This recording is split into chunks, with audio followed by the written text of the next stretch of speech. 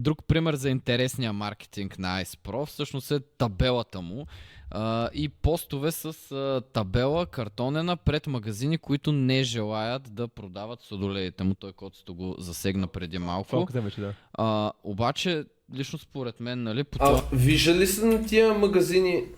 Човек, то на тия магазини им се вижда това. Вижда им се табелата.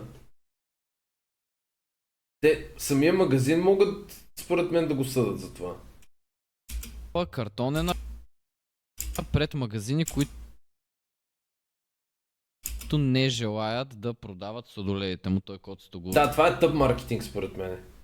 Никой не ти е длъжен да ти продава сладоледа, брато. What the fuck? Никой не е длъжен.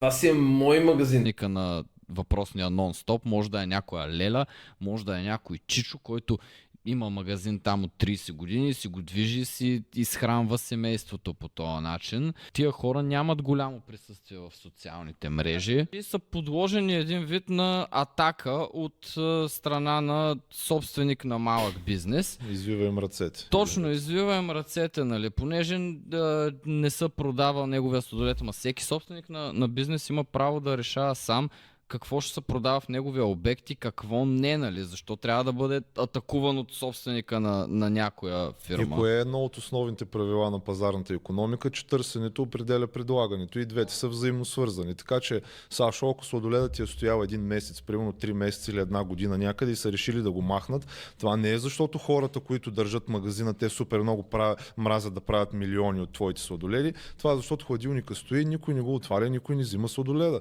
Няма причина някой друг да иска да махне сладоледа. Пък това, че примерно той казва, че са отишли да им платят, той мисля, че това спомена някъде. Може и да се бъркам. Че каза, че един вид намеква, че те плащат сладоледи фамилия на малките бизнеси, за да не искат неговия сладолед в магазина.